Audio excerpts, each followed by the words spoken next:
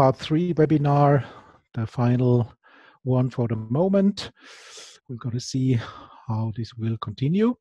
It's about troubleshooting certificates and other stuff today. Perhaps you know Raphael is with me from Austria. I'm Udo from Switzerland. Hi, Raphael. Hello and welcome. And today we also have Lars with us. Hi, Lars. Hi. Lars is one of our senior solutions architect, and he's based in Germany, and he's part of the advanced services team. That's our consulting post-sales organization we introduced a month ago. If you were part in webinar 1 and 2, you know that we gave it a short introduction. He will have a look as well on the chat if you have questions. We had our first webinar this afternoon at 2, and we were already able to help a customer which had a question. So really to have him here, and one guy is taking care of this and the other of the other things. Okay, let's start. Some content today. We summed it up in 3 topics: planning phase, troubleshooting, and certificates. The planning phase, as always, when you do a project, you should have some project management skills or stuff you go down the road. And regarding this, protect the nerves and prevent mistakes. It's better to invest more time in the planning and preparing instead of are in a hurry to remove or to handle errors or unproductive end users. So before you start, think about which people you need in the projects. Depending on the size of the company, there are a lot of departments, and it's a good idea to involve the people you need. Perhaps in the beginning you think, oh no, this team is not needed, but if you are in a rush or stumbling upon an error, and perhaps they don't have time, so it's not that easy to involve them. So this is just a reminder.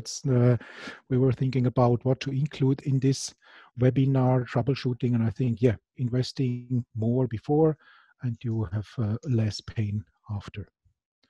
Also, go and create an architecture plan. Include all networks you have, include the servers, the environments, include IP address ports you need that the firewall guys can configure accordingly. Also, don't forget about perhaps sites outside of your company network where you have an FTP storage, which you actually need for updating clients connected via ICG. And of course, part 2 here, you will also need a connection to the IGEL activation portal regarding licenses. So don't forget this. That should not be the fully overview, but just to remind you to invest some time here as well. Out of this webinar this afternoon, we had a question from guys which are with ICG for a longer time. In webinar 1, I think we mentioned that there was an ICG appliance which were downloadable. So it was an OVA file. And within this, let's say, VirtualBox VMware, you were able to install ICG. And of course, people are running this and try to upgrade or migrate to version 2. It seems to work, but then you stumble upon some errors, which perhaps might be solvable, but with a lot of effort. And so we had a look at this, and Lars did some investigations this afternoon. So we just integrated this slide and said installations based on the ICG appliance cannot be upgraded to version 2. And we just recommend that you install a new VM, a new virtual machine with the same IP address, host name, and certificate, and then the endpoints, they don't have to re-register. So they can just smoothly run further, and no re-registering with the UMS needed, and everything is working fine if you keep those 3 topics. There will be an updated version on the knowledge base, and I think that's that's a good hint here. The next topic will be troubleshooting. So when we talked about this topic, we said, okay, everyone was faced with some basic stuff that came or that showed up more or less every time when there were problems. So we just summed it up in a few slides. So when you install the ICG, sometimes you get a permission denied during the installation. And we said normally you need sudo privileges, root access. So, but despite the user was root or it had sudo group or it has SSH access, the permission denied message appeared. And also the installer, the binary, had the correct execution right. Yeah. So what's the problem here? The problem is, and of course we have a solution for that showing up in a few seconds. Before we install the ICG, the installer extracts all the files into a TMP directory. And if you have a security-aware Linux admin, then perhaps he might remove the execution rights on the TMP directory, just to avoid that someone is executing stuff from this directory. And therefore, the ICG installer fails. To prevent this, there are two solutions actually. First, mount the TMP directory with execution rights for the duration of the ICG installation. This will of course help. Or the other way, if you don't want to change or remount the TMP directory, you can edit the installer file with a text editor and then just add and change the extraction directory temporarily, so that you're using another directory instead of the /tmp.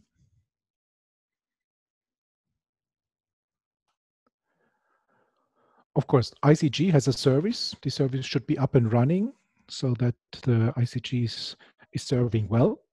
And to check if this service is up and running, connect to your ICG. Actually, you can do it in two ways, via SSH or do a direct login in the command line, and then run the command systemctl blank status blank ICG minus server. Then you will get a result which hopefully looks like this, so that it's active running.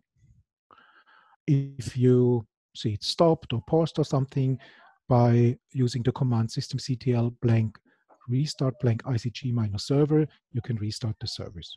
Or of course reboot the server, then it should be fine as well. If you need more information, that's the corresponding knowledge base article.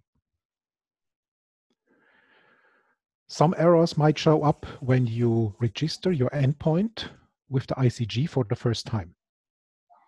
And we are facing three error messages here.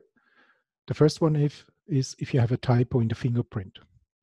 Remember, when you're using a self-signed certificate in the UMS, of course, the root certificate is not known by the IGEL OS because you use a self-signed. Therefore, you have to provide the certificate fingerprint. This is randomly one out of these four fingerprints, or these four fields. And if you have a typo in there, you get the message fingerprint error. Or, of course, you can have a typo in the one-time password. The one-time password is to raise the security when you want to import an endpoint. So if you don't have a one-time password and someone knows your URL, then he or she can just import an endpoint to your UMS, perhaps get some profiles, configuration, and then he or she is just a little step closer into your environment. Last but not least, you could have a typo in the URL. So this is a screenshot from my local lab where I'm using an IP address. Of course, you can have a typo there as well, or in the DNS, and then you get the message failed to get certificate from server.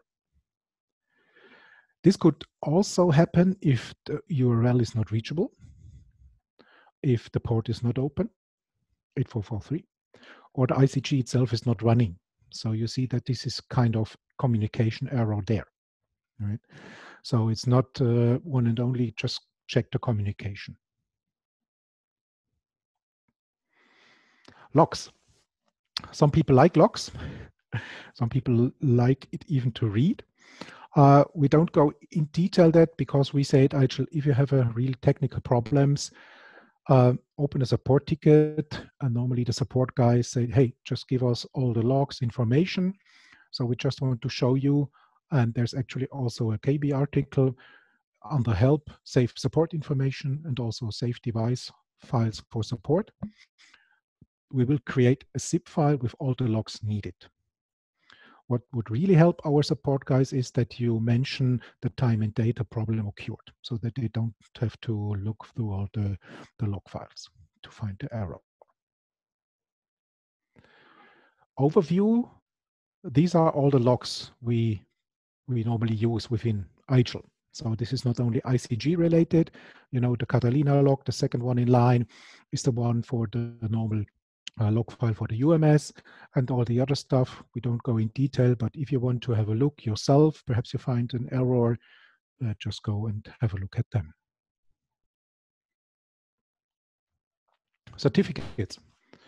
So in the beginning, I didn't love this topic, but yeah, dealing with it more and more and getting more and more knowledge, and you know, working together with Raphael and Lars and the other guys makes it more and more easier and just quite better understandable. So every communication between the endpoint and ICG and the UMS is SSL TLS decrypted. So just as a recap, how is a secure communication established? So the client is coming and say, okay, hey, server, I want to set up a secure session. So the server responds with his certificate. The client says, okay, that's my key. And so if this matched, the secure session will be established. That's it. The UMS can handle certificates. Of course, we need a certificate to establish the connection, but the UMS can handle only decrypted formats. These are files with extension like CRT, PEM, or CER. These are the formats we understand. So if you are a Windows guy ordering a certificate, you often get a file with a PFX extension. Yeah, you might know this, and this file format cannot be imported into the UMS without further editing. And we will show you how this will be done in just 2 or 3 slides. So what kind of certificates can be used? Actually, the UMS can use 3 kind of certificates.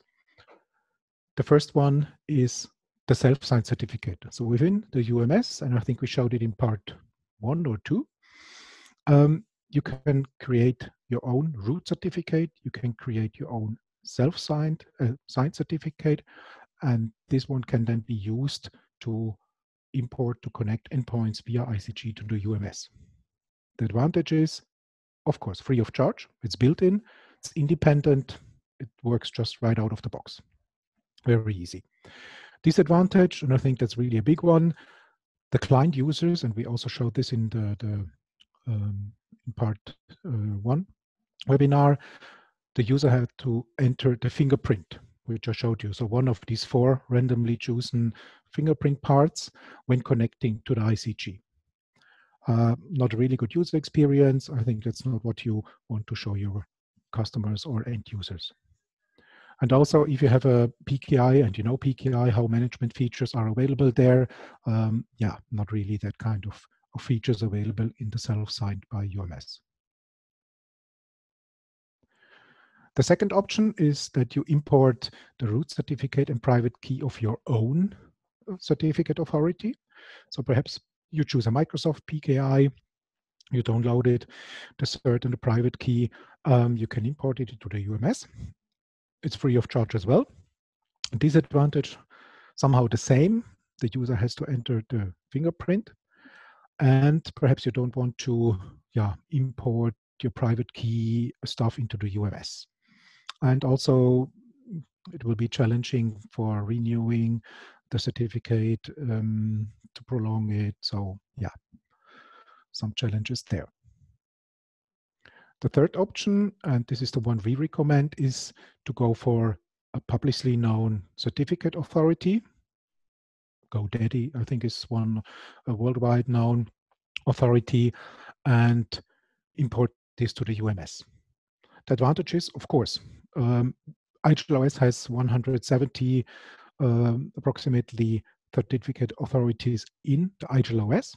So if you have a certificate from one of those, we just accept it, and there is no need to type in a fingerprint.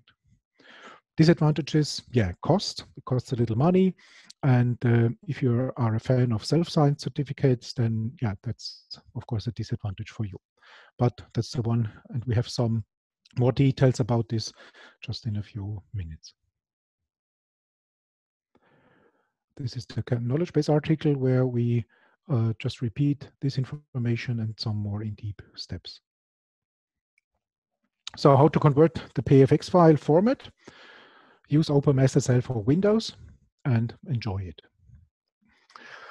Okay, so that's perhaps a little mean, and of course I'm just kidding. And we will of course show you how to convert the PFX file format. Even if it's not, let's say, IGEL related, it's more the how you handle and how you work with certificates, but a lot of, or the most of the UMS are installed on Windows. Most of the guys are working with Windows, so they know the PFX, perhaps they know less Linux, so we will show the steps here. Still, you need OpenSSL, for example, for Windows, and then you have to type in some commands. I will not go through all these steps. You can just read it yourself and execute. The background is that the PFX file is like a container where the root certificate, the intermediate, your self-signed, and whatever, everything is in this file. So by using OpenSSL and these kind of crypto-looking format commands, they extract the parts you need for importing to the UMS. There's a second page with the last commands, and at the end you have files which can be imported into the UMS. The root certificate, the self-signed, and of course the unencrypted private key.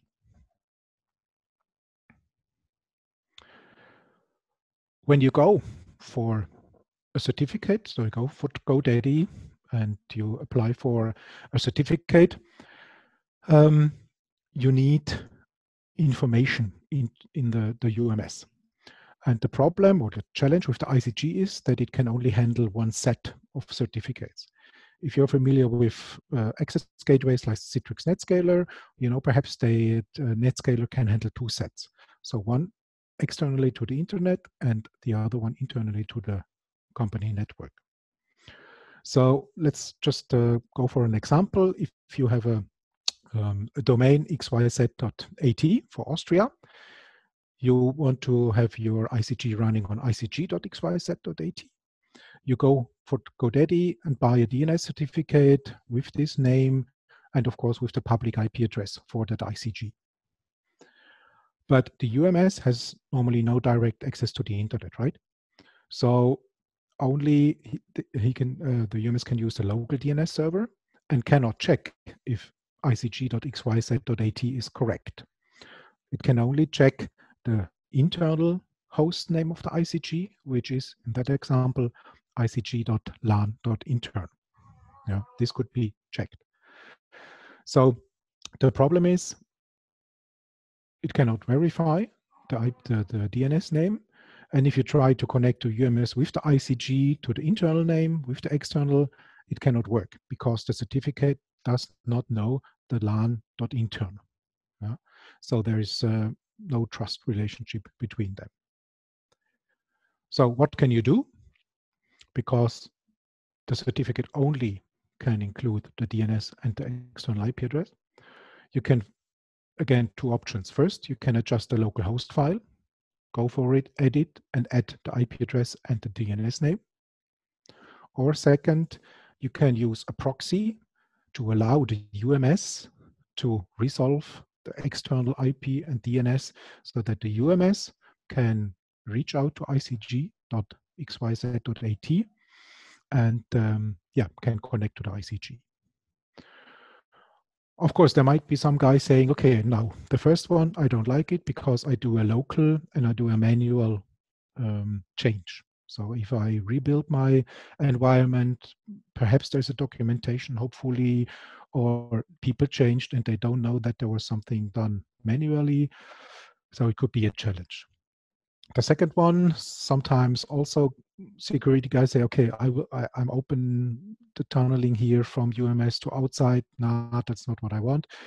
But at the end, that's one of those two you can make it work.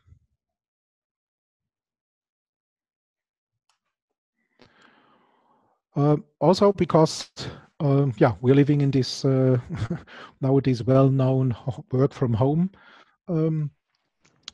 days, and a lot of companies are contacting us for helping them, and this is why, of course, we are actually running this webinar series.